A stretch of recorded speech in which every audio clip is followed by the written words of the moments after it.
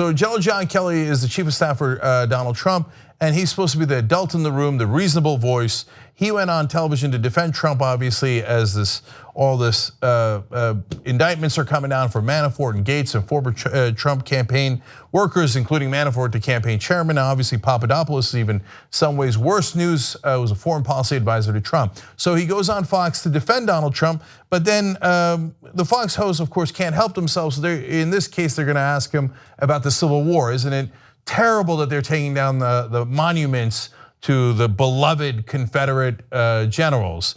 And there was 2 plaques honoring Robert E. Lee and in this case also President Washington taking down in Alexandria, Virginia. That is what he's responding to. Listen to what he says, and then I'm going to show you how terribly wrong he is. Let's watch. I would tell you that Robert E. Lee was an honorable man. He was a man that gave up his country to fight for his state, which in 150 years ago was more important than country. It was always loyalty to state first back in those days. Now it's different today.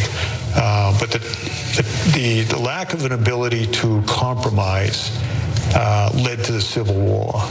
And men and women of good faith on both sides made their stand where their conscience had them make their stand. So he's wrong on 3 gigantic counts there. On the issue of Robert E. Lee being an honorable man, wait till you'll find out what he actually did. And some of this I did not know, and it is amazing. The historical context, he says, is important. Now, historical context we all admit is important. But I'm going to give some context on top of context on that, and then were there compromises? So I want to give a world of credit here to ta-nehisi Coates, who tweeted about this, and some of this stuff I knew, some of it I frankly, like I said, I didn't know, and I want to thank him for educating me as well as you guys on some of this history. So let's get to it. First on the compromise, Coates points out, I mean, like it's called the 3/5 compromise for a reason, but it doesn't stand alone. The Missouri Compromise, the Kansas-Nebraska Act. Now, this is stuff that I think a lot of us did know, and when I watched the clip, it made my blood boil saying that there was no compromise. We said that African Americans were 3/5 of a human being in the Constitution. Why did we do that? The North didn't want to do that. The South wanted to say they weren't human at all, but they wanted to be able to count their bodies for votes. Not to actually let them vote, but so that they could have greater representation in the Senate, and there was a compromise on that. We compromised on whether they were human, and then you're gonna tell us there was no compromise with the South. It's insanity, totally counterfactual, let alone the Missouri Compromise, etc. Now, I also, and I think a lot of folks know about Lincoln offering compromise after compromise, but you might not know all the details. Lincoln's own platform was a compromise, as Coates points out. Lincoln was not an abolitionist. He proposed to limit slavery's expansion, not end it. But of course, the South did not accept that compromise, and it wound up being war, not because the North chose it, but because the South chose it. They refused every compromise Lincoln gave them, and to some degree, I'm thankful for it. Because the time for compromise was over. Time after time, they gave in to the South to allow them to keep human beings as slaves. So I'm glad that they were unreasonable and we finally ended the scourge of slavery. Now, more on the Lincoln issue. During the Civil War, Lincoln repeatedly sought to compromise by paying reparations, not to the slaves, but to the slave holders, and shipping blacks out of the country. Now, you want to talk about the historical context of Lincoln. That is a fair point. Now, these compromises in today's world seem horrific. To say that, oh, look, we'll give you money for your slaves. Sorry that we have to take your property away, even though they're human beings, and we'll get rid of them for you guys. The North promised that compromise. Thank God the South didn't accept. Okay, and yes, I know the Civil War was terrible and bloody. But again, the North didn't choose that. African Americans didn't choose that. For most of the states, they were actually predominantly African American. They didn't choose that. The South chose it. They chose war. Okay, Coates continues, the spirit of quote unquote compromise continued. Lincoln asked only 10% of voters in rebel states to sign a loyalty oath for readmission to the Union. Look, I'm more in the camp of unconditional surrender. And we in the North beat the South and the Confederacy. The Confederacy was literally a group of traitors who committed treason against the United States of America. They chose to break apart the United States of America. Asking for 10% of them to give us a loyalty oath was way too small. These compromises were outrageous, but offered over and over again. And what do they do on Fox News? And what does the quote unquote adult in the room in the Trump White House do? And what did I tell you?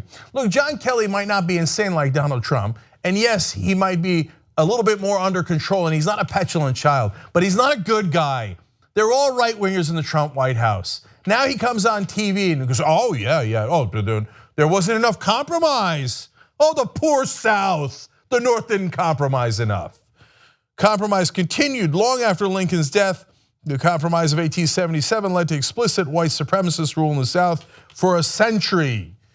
And yes, in that case, it was no matter what you want to take, which side you want to take in the debate of today, was that white supremacy when they would light crosses on fire in African-American neighbors' front lawns, when they would lynch African-Americans, when they had separate facilities for African-Americans, and that were way inferior for 100 years. Of course, that was literally white supremacy. And even that compromise is not enough for Fox News.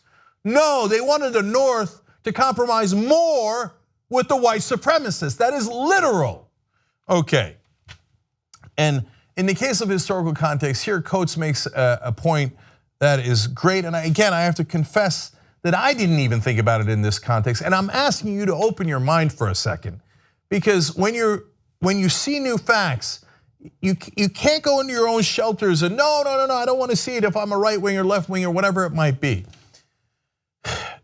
Now, I just talked about historical context in the case of Lincoln. And yes, in the case of the founding fathers, it was complicated, and Washington refused to be king. He believed in democracy, and that was wonderful. But yes, he held slaves, and that was terrible. And I could go on and on.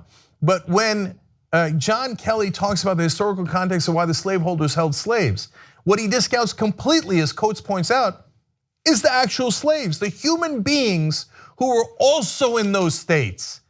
When he says, oh, well, they didn't know at the time it was so bad. We're judging them on our standards, but at that time, those standards were not that bad.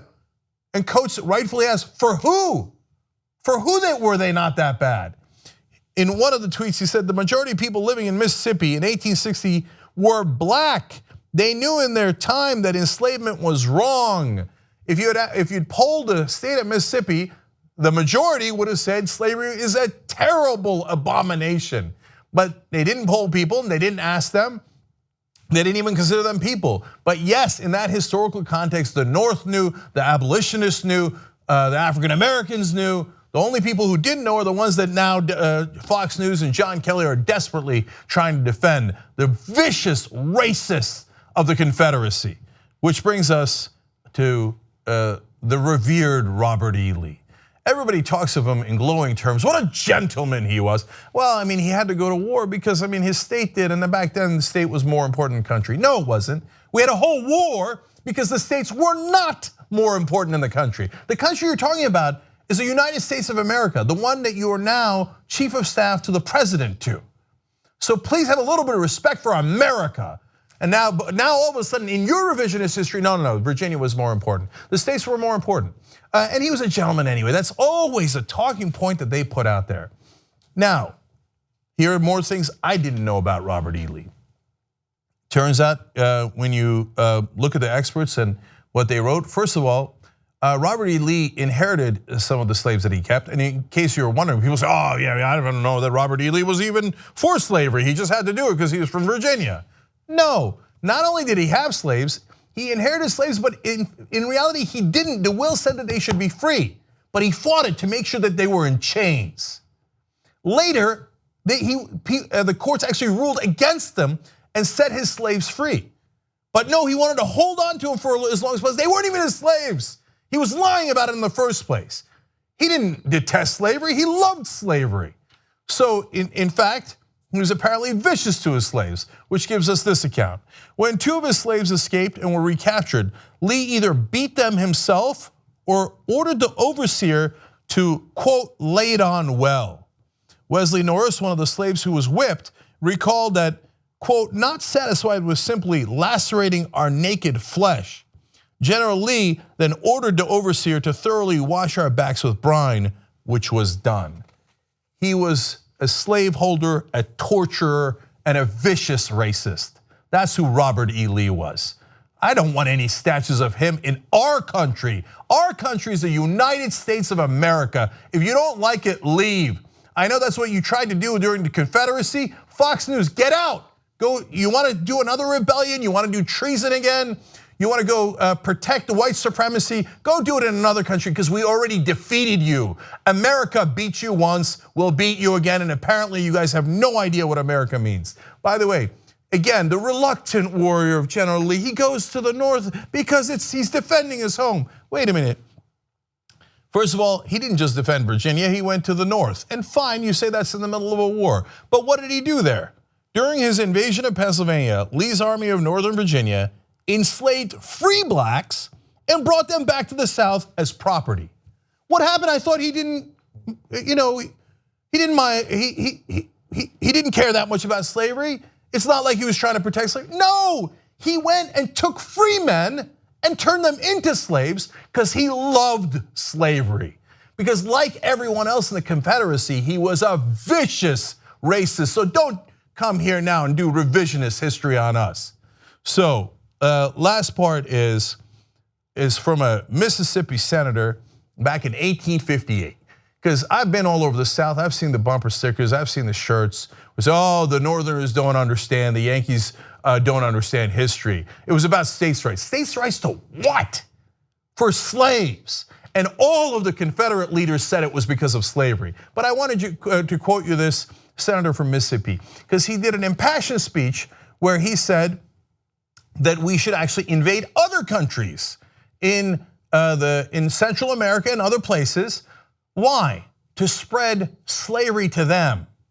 And here's one of the quotes. He said, yes, I want these countries for the spread of slavery. I would spread the blessings of slavery like the religion of our divine master to the uttermost ends of the earth, and rebellious and wicked as the Yankees have been, I would even extend it to them. I am so glad we beat these sons of bitches. I'm so glad that we crushed them. If you want to call it a war of northern aggression, then God bless northern aggression. Thank God we put America back together again and defeated these racist, white supremacists, slaveholders, and the people who would go and die and kill to keep other human beings as slaves. So don't come on television now and pretend that they were good guys and honorable gentlemen and we don't understand history. You either don't understand history yourself or you're perfectly fine with that history and you still want to defend it to this day. If you don't believe in America, step down as chief of staff because you don't understand and appreciate the history of this country and what it's supposed to stand for. And that's the reality. If you like the Young Turks, you'll love Young Turks membership. TYTnetwork.com/join.